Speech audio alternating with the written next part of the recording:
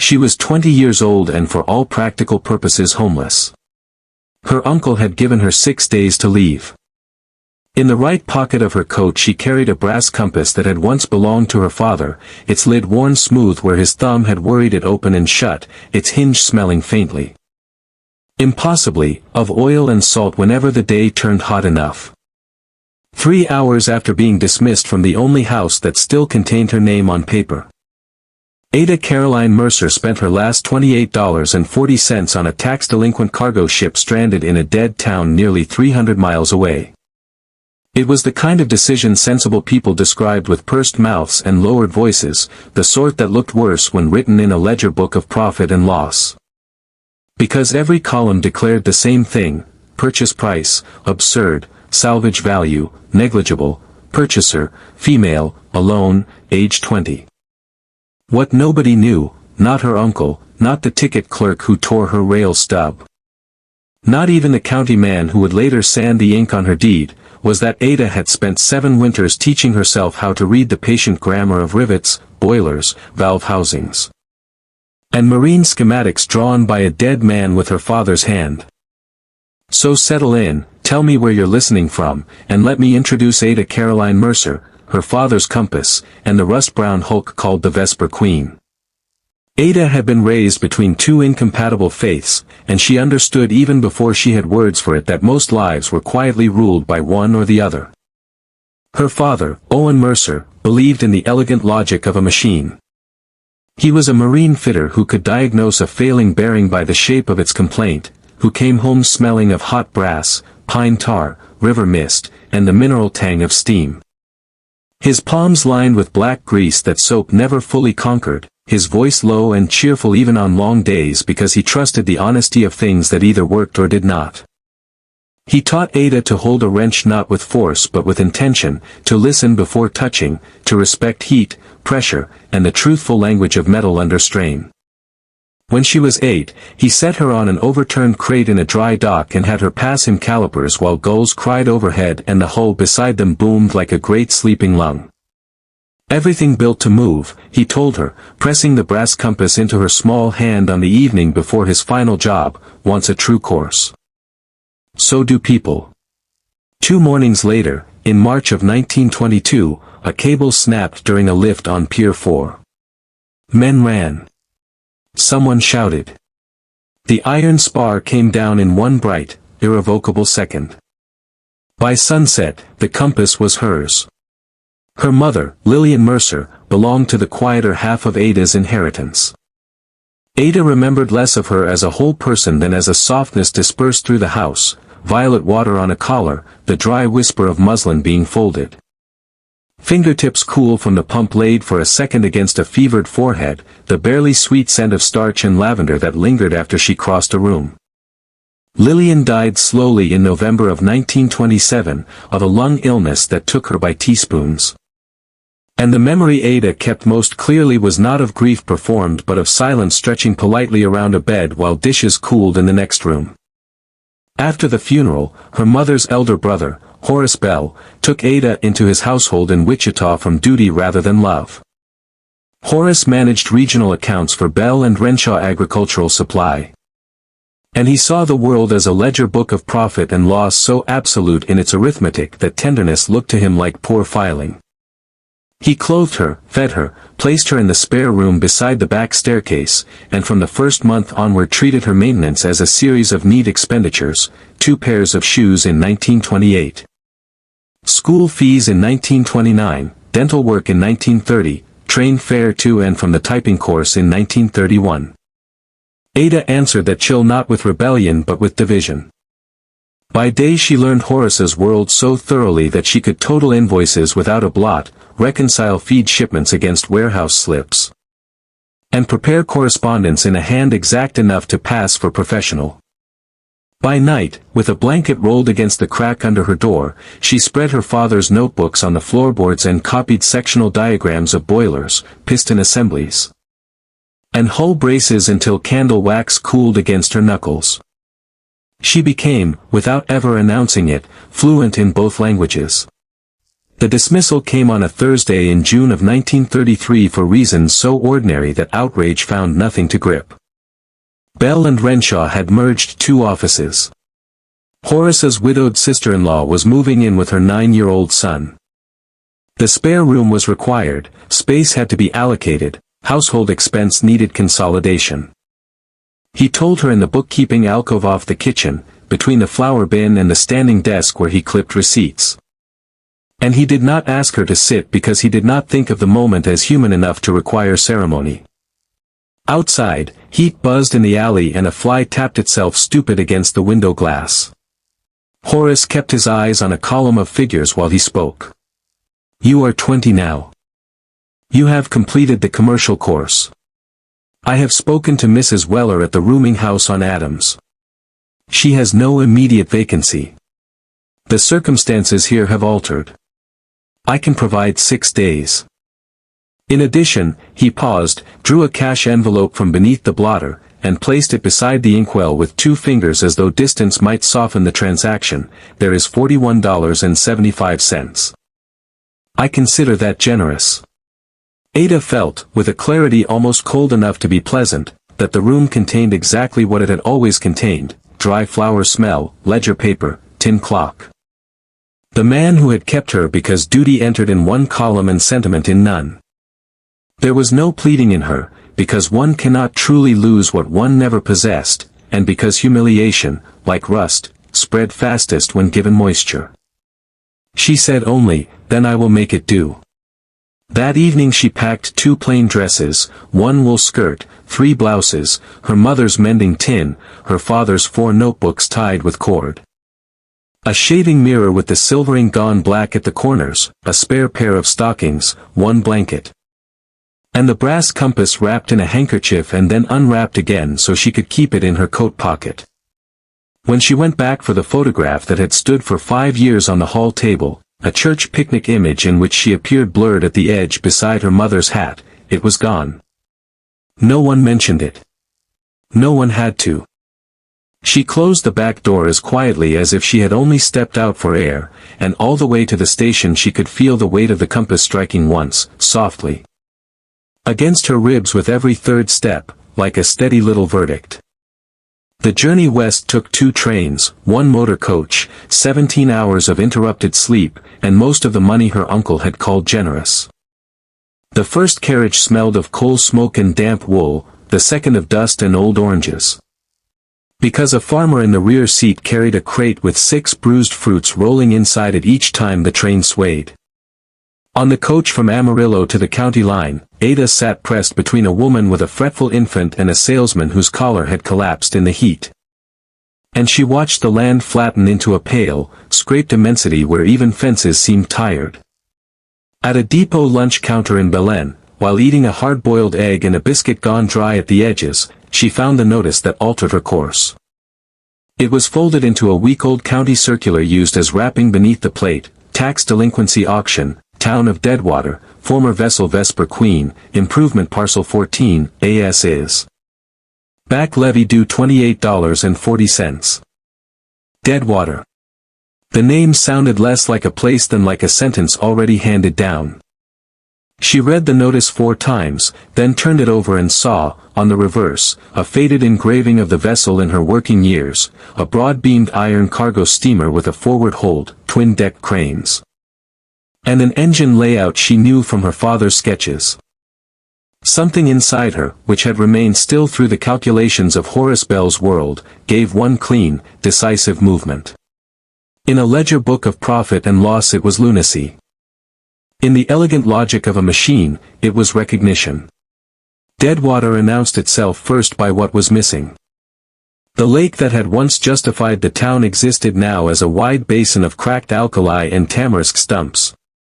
Its shoreline marked only by bleached pilings leaning like bad teeth out of the white flats. 37 buildings remained on the main road if one counted the church with no bell and the depot with no telegraph operator. The feed store was boarded. The hotel porch sagged.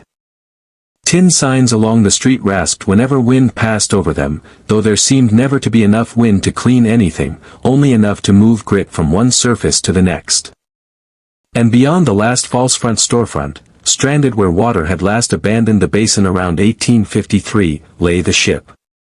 The Vesper Queen had settled on her port side and then somehow preserved a kind of stubborn majesty in the act.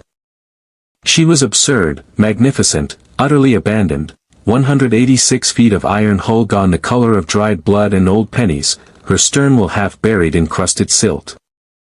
Her cargo mast stiff against the white sky, her deckhouse windows blind with grime. Sun had warped the rails silver and lifted curls of paint from the cabin walls, yet the line of her remained noble, as if she still expected depth beneath her.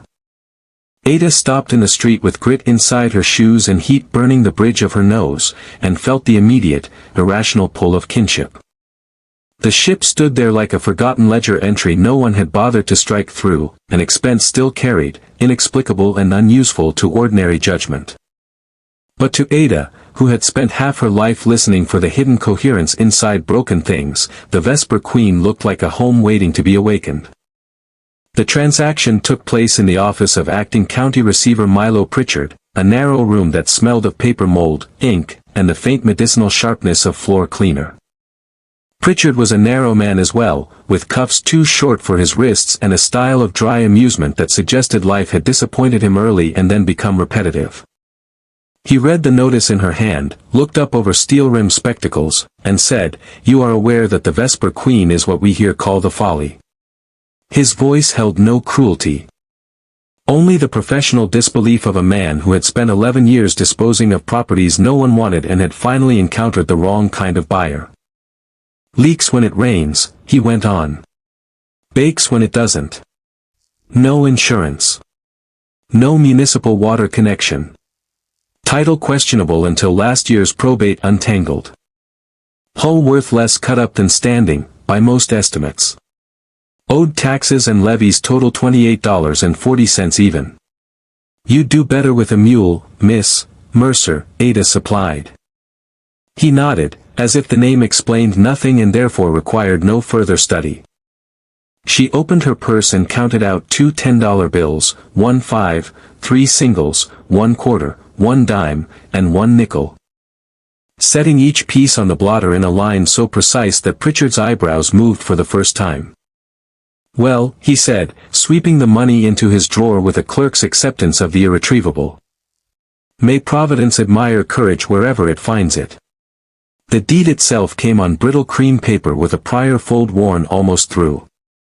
He entered her name carefully, blotted it, shook fine black sand across the signature line, tapped the excess back into its shaker, and pressed a county seal into a red wafer of wax that cracked faintly as it cooled. When he handed the paper over, it felt less like buying a ship than receiving custody of an argument nobody else wished to continue. She spent her first hour aboard in silence, not from awe exactly but from the practical need to hear. The entry ladder groaned under her 118 pounds. Dust lay everywhere, thick as a blanket and fine as flour, muffling the deck planks, softening the edges of trunks, dead lamps, and overturned stools until the whole vessel seemed underwater still. Only in powder instead of silt. The main saloon ceiling had dropped in one corner, and nests occupied the chandelier. A line of cabins on the starboard side sagged inward where Sun had worked the joinery loose. Yet the framing held. The bulkheads, though dry, were not rotten. The iron beneath the flake and bloom of rust rang truer than she had expected when she tested it with the butt of a screwdriver. She moved room by room with a notebook and pencil, writing short assessments the way her father had taught her: port forward cabin, window cracked, floor stable. Galley, stove rusted but salvageable. Pump room, frozen valve. AFT passage, sun split, no structural give. By the time she climbed down into the engine room, her skirt gray with dust and her throat tasting of old metal, the light outside had turned the upper vents amber. There, among flywheels furred with grit and gauges clouded opaque, she found the vessel's heart. The compound engine stood like a cathedral organ dismantled but not disgraced, rods sleeping in place, housing sealed, alignment still legible to anyone who knew how to look. Ada laid one hand against the casing. Under the hot dust she could feel the stubborn integrity of good work. Fundamentally sound, she heard herself whisper in her father's trade language, and the phrase warmed her more than the evening air. A machine could wait a long time for the person who understood it. So, she thought, perhaps could a life. She made herself a corner in the purser's cabin because it had only one broken window instead of 3 and because the door still latched if lifted by the handle as it closed. The first 12 days passed in the measurable economy of survival, a discipline Ada found unexpectedly comforting. She swept one room at a time with a broom bought secondhand for 15 cents. She stitched burlap over the cracked pane until she could afford glass. She cleared a path from the gangplank to the street with an old coal shovel, piling windblown alkali in white ridges that glittered like coarse sugar under the sun. She coaxed the galley stove back to use by disassembling its draft collar, oiling the hinge pins, and fashioning a temporary patch from tin cut off a coffee can. Water was the great question. Town water came from a hand pump 2 blocks away, and Ada rationed every gallon in enamel pails marked with pencil lines, 2 gallons for washing, 1 for cooking, 1 for cleaning tools. Half a gallon held aside always against some unforeseen need. Food she kept plain, beans, salt pork, flour, coffee when she could spare it, and she learned quickly that exhaustion felt different when earned in service of one's own design. On the 13th night she lit the stove properly for the first time. The little fire took, hesitated, then drew with a low satisfied roar. Heat spread through the galley in cautious layers. She fried 2 potatoes with onion and the last strip of pork, and the smell rose rich and almost indecent in that great derelict shell. Sitting on an upturned crate with the tin plate hot through her skirt, Ada looked at the circle of orange stove light, at the clean cup she had washed herself, at the broom standing ready against the bulkhead, and understood that civilization did not arrive whole. Sometimes it began as one warm meal in one scrubbed room on a dead ship in a dead town. The room that resisted her stood aft of the captain's quarters behind a warped walnut door whose brass plate had once read chart office, though verdigris had eaten 2 letters away. Unlike the other locks aboard, this one had not surrendered to rust alone. Someone had packed the keyway with wax or grease long ago, then driven a sliver of thin iron into the mechanism. Ada knew the ordinary tricks. Her father had taught her, not for theft but for maintenance, how a patient hand and a wire pick could persuade simple warded locks. She sat cross-legged on the passage floor through the hottest part of the afternoon, sweat making a dark line down her spine, and worked the improvised pick in tiny exploratory movements while dust motes drifted through the stripe of light under the transom. The lock would not speak. By the end of 40 minutes her shoulders ached and the wire had bent twice. "Very well," she said to the door in a tone so calm it nearly sounded polite. She fetched a screwdriver, a claw hammer, 1 tablespoon from the galley bent into a shallow pry, and a small bottle of lamp oil. The hinge screws had fused to the frame, their slots packed with dirt hardened to clay. She cleaned them with a hat pin, dripped oil, waited 20 minutes, then tried each in turn. The first stripped at once. The second gave half a turn and stopped. The third refused entirely. Ada set her jaw and kept working, pausing only to wrap her handkerchief around her right palm when the screwdriver handle began to raise blisters. 2 hours later her knuckles were raw, her wrist throbbed, and one hinge finally came free with a shriek that sent 3 birds exploding out of the saloon rafters. The door opened inward no more than 8 inches before some fallen object blocked it. Ada forced the gap wider with her shoulder, feeling the wood scrape her sleeve, and a sealed breath of air rolled out over her face, stale, paper dry, and cold in a way that had nothing to do with temperature, like the exhalation of a closed trunk after decades. She stood still until the dust she had disturbed settled in the lantern beam. The room beyond had been preserved not by care but by refusal. A narrow desk sat under the stern window with an inkwell turned to black stone beside it. A marine chronometer, green with corrosion, lay on its side in an open case.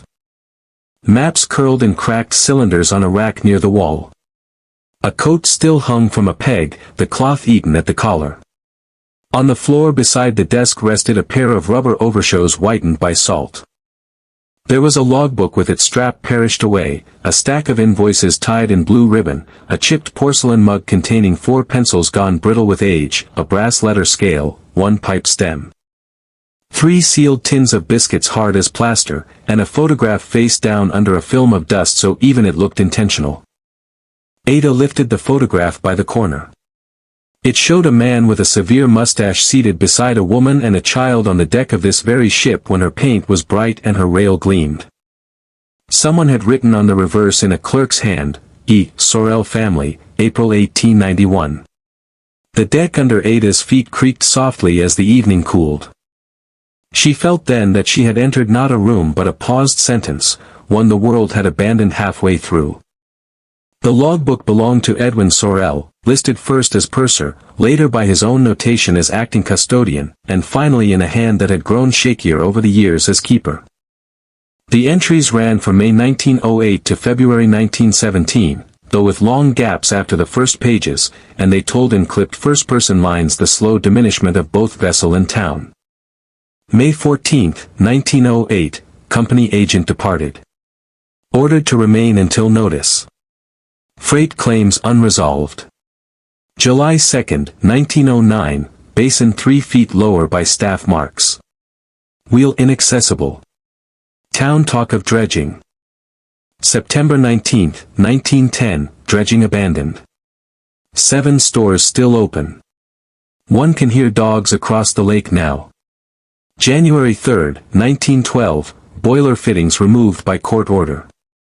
Felt wrong to witness. August 26, 1913, Mrs. Sorel and Rose taken by fever within 11 days. Buried on hill east of depot. Could not leave the ship afterward. March 1, 1914, creditors came. Found little worth taking. Did not search carefully. November 18, 1915, wind every day. Sand in the bunks. Town half gone. June 6, 1916, boys from Las Piedras attempted entry below forward hold. Turned back by collapse. Better so. The final entry occupied only one line on the last used page, dated February 11, 1917, if a thing is forsaken long enough, people begin to call it survival an inconvenience. Ada read that sentence twice, then closed the book and looked around with new attention. Her father had always said men who kept records carefully tended also to keep secrets carefully. The desk was a cheap replacement. The wall paneling to the left of it was not. The anomaly first announced itself by sound. Ada tapped the starboard wall with the handle of her screwdriver and heard the expected response through most of its length, a short, close report of wood backed by iron skin. Near the third board from the floor, between the desk leg and the bulkhead seam, the note changed. Hollow. Slightly padded. She tapped again, then knelt and examined the grain. The planks all ran vertical except one whose figuring drifted just enough to betray a later cut, and around its edge lay a line of filler cracked finer than the rest.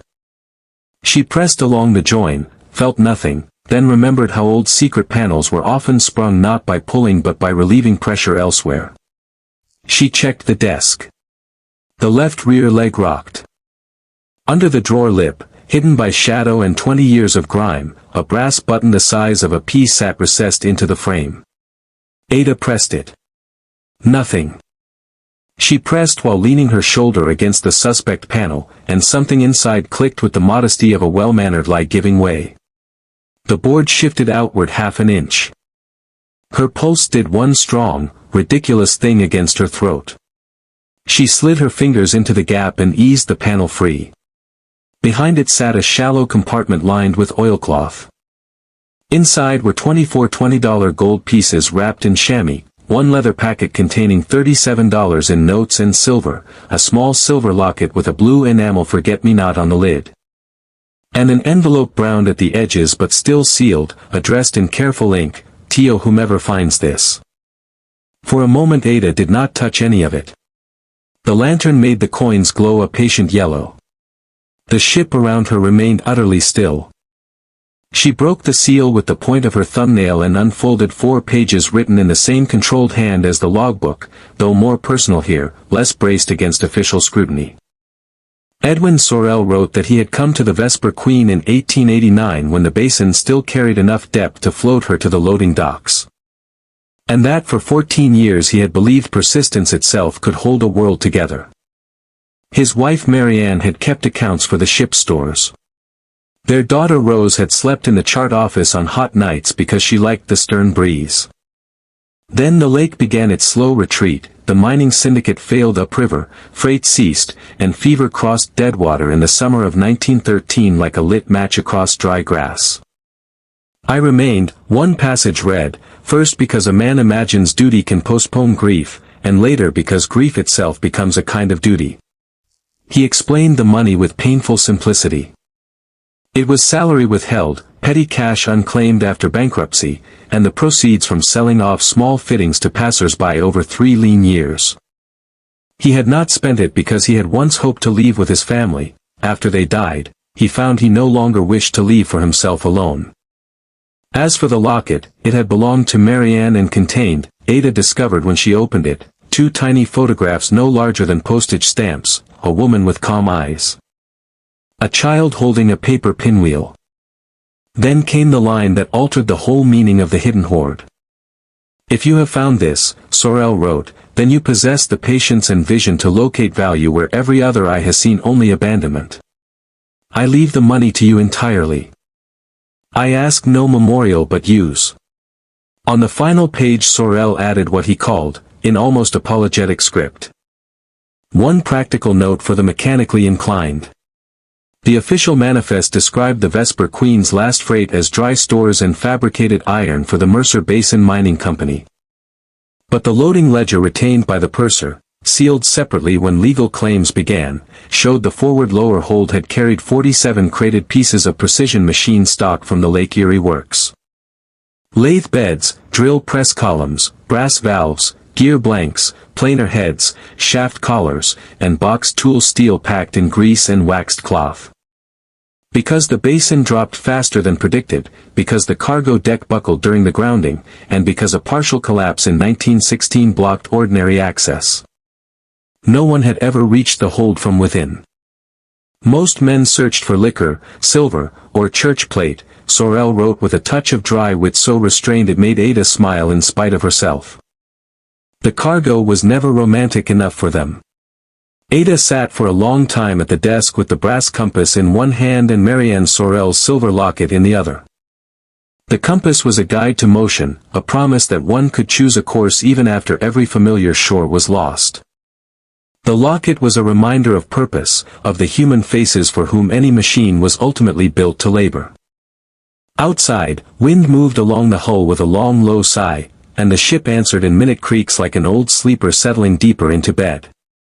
Ada folded Sorel's letter again with exact care. She would not spend this money merely to escape one more month of fear. She would stay. She would honor the gift by making the wreck useful, warm, and alive. And first, before any respectable person would have approved, she would become the first soul in 80 years to reach what the Vesper Queen had been hauling. The business plan began underground, in darkness that smelled of cold iron, old tallow, and preserved grease. For 9 days Ada worked at the collapsed approach to the forward lower hold with rope, shovel, pry bar, and a block and tackle rigged from an overhead beam whose bolts she tested twice daily. She cleared fallen deck planks, shoveled out 23 buckets of caked alkali, braced a compromised frame with temporary timber. And on the 10th morning lowered herself through the open passage into the hold proper. Her lantern showed crate after crate stacked in ordered ranks under tarpaulin stiff as bark, their stenciled lettering still legible beneath the grime because Sorel had been correct, grease, wax. And luck had preserved what sentiment never could. Ada Mercer stood in the belly of an 80-year-old ship and became the first person to touch its freight since 1853. She laid her hand upon a crate marked LEW Precision Lathe Bed and and began to laugh softly in the dark, not from greed but from astonished recognition. This was not treasure in the storybook sense. It would never glitter for fools. It was better. It was capability. It was future tense packed in pine boxes. By lantern light she drafted her plan in Sorel's office. The Vesper Queen would become two things Deadwater still needed and did not yet know it needed together: a boarding house for travelers on the improving state road 6 miles south, and a repair works for ranch pumps, truck parts, stove doors, gates, engine casings, and whatever else the county kept mending badly because nobody local possessed proper machine stock. In a ledger book of profit and loss the numbers remained uncertain. In the elegant logic of a machine, the answer had become almost embarrassingly plain. Her first supply run to Las Piedras took place 4 days later in a borrowed wagon whose left rear wheel complained at every rut. Ada carried with her 3 of the smaller brass valves, 1 boxed collar set, and 2 precision hand vices from the cargo as proof of seriousness and barter leverage.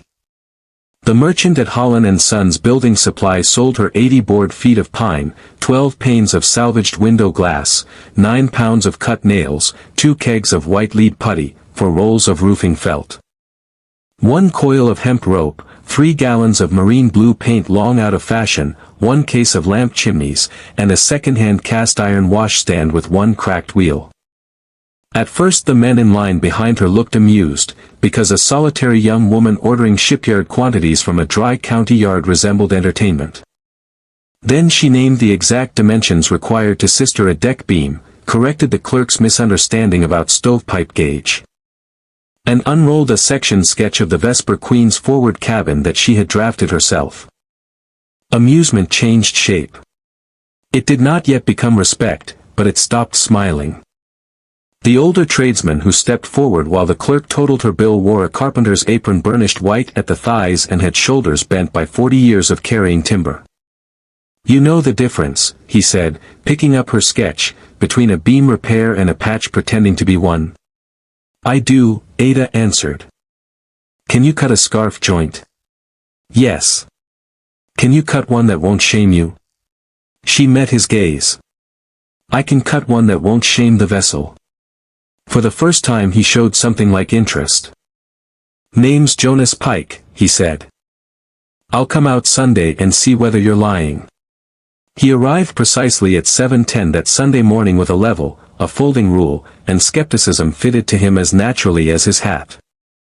Jonas Pike tested Ada for 3 hours before he offered a single unguarded kindness. He made her mark plumb on a bulkhead already listing. He watched her fit a new sill under the purser's cabin window and said only, again, when the first cut stood a 16th proud. He had the maddening habit of communicating approval by ceasing to object. Yet when she completed the second cut true, set the glass, packed the edges with putty, and tapped the stop beads home without cracking the pane, he grunted, "Your father wasn't a fool." Then. "No," Ada said, spreading the putty smooth with her thumb. "He was not." Jonas nodded once and from that moment became, in the oblique manner of practical men, hers. He began appearing every 3rd day with off-cuts, old clamps, advice phrased as correction, and the occasional history lesson about how not to trust timber that had dried too quickly in basin wind. The second person to cross the gangplank without being asked was Cora Bell, the baker from the corner storefront with the red awning gone pink from the sun. Cora was 46, broad-hipped, soft-voiced, and moved with the efficient balance of someone used to carrying hot weight. She arrived one noon with a covered tin containing stew, 6 biscuits, and a jar of peach preserves clear as amber. "No one cock seems properly on coffee and nerve alone," she said, setting the food down before Ada could protest. On later days she sent loaves that had browned too dark for sale, then apricot tarts, then a pot of beans with ham hock, and eventually herself for an hour each evening to help scrub curtains. "Sort salvageable crockery, and tell Ada in a voice like warm dough about the years when Deadwater still held dances twice a month." Their exchanges were rarely sentimental. "Eat before it skins over," Cora would say. Or, "You've tracked putty through the saloon again." Yet the care inside those blunt offerings entered Ada more deeply than praise might have done. The third arrival came with sparks. Tomas Avila ran the blacksmith and machine shed on the west edge of town, a low building that still survived because everything with wheels, hinges, or stubbornness eventually required him. He was 28, dark-haired, deliberate, and carried the composed alertness of a man who trusted hands before talk. Ada met him while trying to hoist one of the smaller drill press columns from the cargo hold with a rig that was technically possible and practically foolish. Tomas watched in silence until the rope threatened to fray across a rusted edge. Then he said, "If you intend to lift 420 pounds that way, you must be planning to shame gravity into compliance." Ada, red-faced and half angry at being seen, answered, "I intended to pad the edge before the final pull." "You intended too late." He climbed aboard, set down the leather apron he had slung over one shoulder. And together they re-rigged the line through a temporary snatch block anchored to a beam Jonas had recently reinforced. When the column settled safely onto skids, Tomas ran his thumb over the machine's surface where old grease still protected the iron. "Lake Erie works," he said. "Good stock. Whoever packed this knew what mattered." Ada told him about Owen Mercer, about fitting tolerances and how her father could square a shaft collar by feel. Tomas looked at her then with a new kind of recognition, neither gallant nor patronizing. "That," he said, "explains why your engine room notes are not nonsense." After that he began coming over after his own shop closed, and the two of them tackled projects that required 4 capable hands. Truing the galley stove door, fabricating replacement brackets for the deck lamps, freeing the stern windlass with kerosene and patient impact. And later assembling the salvaged drill press in what had once been the cargo tally room.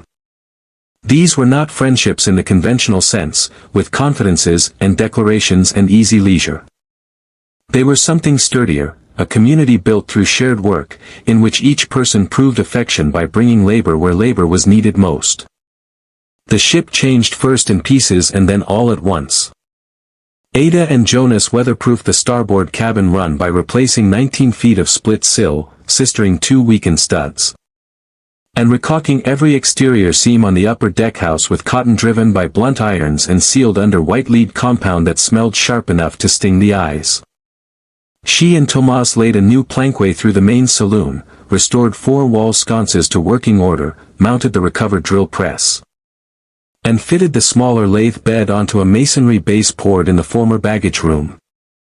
Cora sewed curtains from feed sack muslin, boiled linen salvaged from the old hotel, and bullied the church ladies into parting with 3 iron bedsteads, for civic purposes, as she put it. By October, Ada had 4 habitable guest cabins, a galley that produced respectable meals, and a machine room capable of turning bushings, truing rods, cutting simple threads. And mending the kinds of broken hardware that isolated towns could not wait 6 weeks to order. She painted the ship's exterior trim in the old marine blue she had bought cheaply because no modern building wanted it. Against the alkali flats the color looked improbable and exact, like memory made visible. A sign went up above the gangplank in December of 1933, "The Compass House and Mercer Works."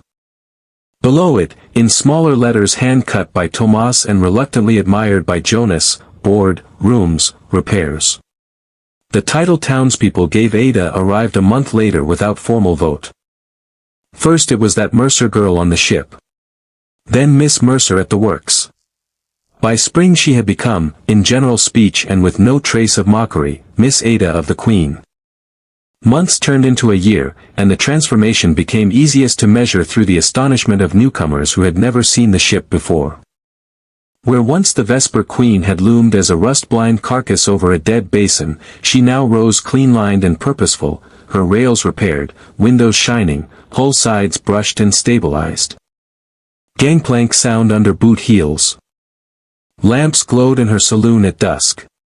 Laundry snapped from a line strung discreetly aft. Hammering came from the works by day, the smell of coffee, yeast, and hot soap drifted from the galley by morning. Her first notable customers seemed to arrive as if testing a rumor. A traveling Bible salesman in a hat too good for county roads spent one suspicious night aboard and left telling everyone within 20 miles that the eggs were honest and the bedding dry. A pair of sisters driving 43 goats south stopped when an axle bracket cracked. Tomas repaired it in 2 hours using stock Ada drew from the recovered cargo. And the sisters paid with cash and 1 wheel of hard cheese. Then came a surveyor from Santa Fe who stayed 6 nights, covered Ada's desk in maps, and declared the ship the only place in New Mexico where a man might have both a square meal and a square shaft turned before supper. The machine cargo hidden for 80 years began, piece by piece, to pass back into use. A valve body from 1853 saved a 1934 irrigation pump. Tool steel cut into new teeth kept a grain thresher alive for one more harvest. Nothing glittered. Everything mattered. An ordinary day in the summer of 1935 began for Ada at 5:12 a.m., when basin light turned the eastern sky white as bone and the hull released the night's coolness in slow metallic sighs. She would rise from the old captain's cabin she now occupied, wind the galley clock, light the stove, and check the water inventory before Cora arrived at 6 with bread wrapped in towels and whatever gossip had ripened since the previous evening. By 7, Jonas would be on deck pretending he had only happened by, though he always carried a tool that proved otherwise, and together they would inspect whatever would had swelled, shrunk, or dared to shift overnight. Tomas came by after 8 from his own shed, sleeves rolled, to take measurements in the works or argue mildly with Ada over the best order of operations for a pump casing or hitch collar. Guests ate in the saloon beneath the restored lamps. Ranch hands dropped off cracked hinges and stayed to drink coffee. Children from the 3 surviving family houses in town wandered up after lessons to watch chips curl from the lathe, and Ada, with her father's compass warm in her pocket, taught them how to read a rule. How to hear when a blade had gone dull, how the honest world of a mechanism differed from the evasions of guesswork. By noon the ship hummed with voices. By dusk lanterns shone along the rail and the smell of supper met dust at the gangplank. The Compass House and Mercer Works had become, without proclamation, the social and economic heart of Deadwater. Men came for repairs and stayed for news. Women came to trade preserves, fabric, and advice. Children came because the old wreck had turned into the liveliest place they knew, and because Miss Ada let them touch the future with clean hands.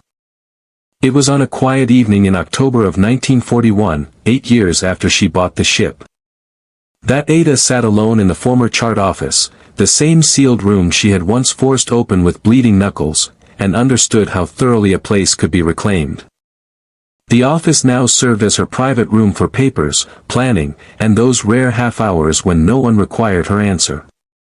The stern window stood open to a thin night wind carrying sage dust and the distant, rhythmic tapping from Tomas's shed where someone worked late.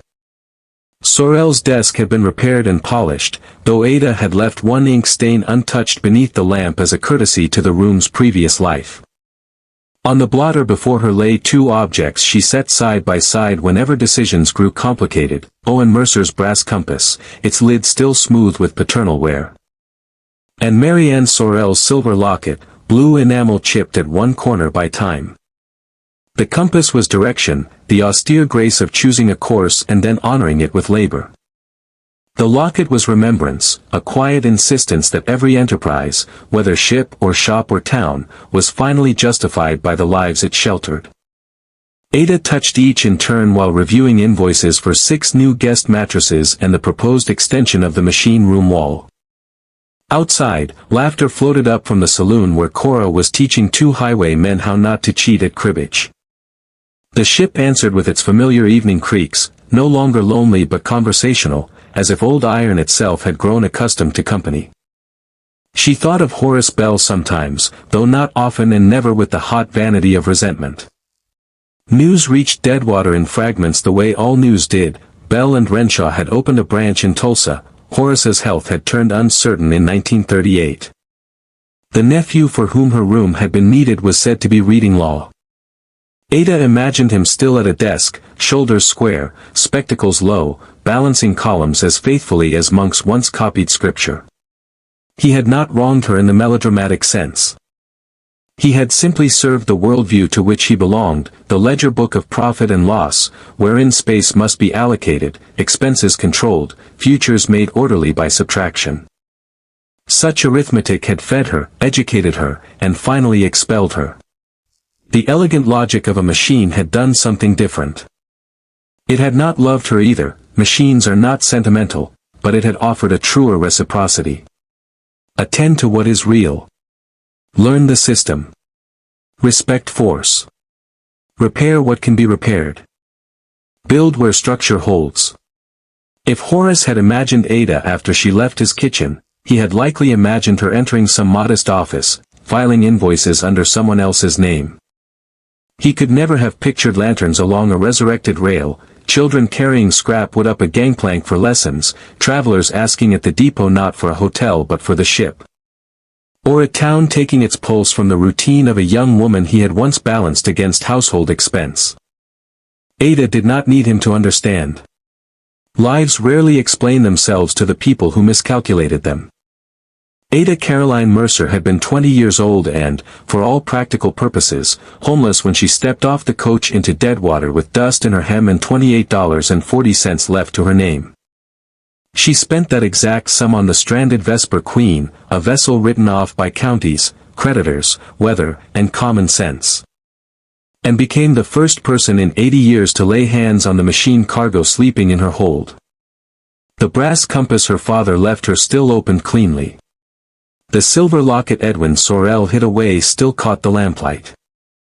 Around those two small objects she had built not merely a business but an argument against abandonment so complete that even time had been forced to revise itself. When people later called her purchase bold, romantic, reckless, or providential, Ada would only smile and say the ship had been sounder than it looked. But the deeper truth was simpler. It was the best $28.40 she ever spent. It had bought her more than a home, it had bought her a life.